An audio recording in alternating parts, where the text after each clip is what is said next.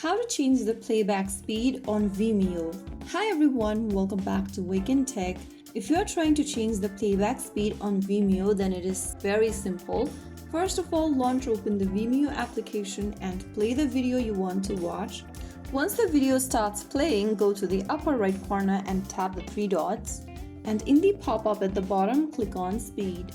From the pop-up, go ahead and choose your video playback speed. If you want faster playbacks, you need to go to the bottom under Normal and choose between 1.25, 1.5 or 2x.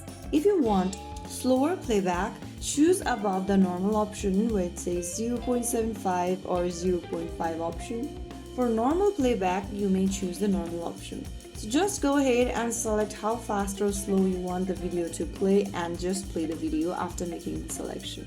And that way you will be able to change the playback speed on Vimeo. If you found the video helpful, don't forget to like, share and subscribe to our channel. I will be back again in the next episode. Thank you for watching.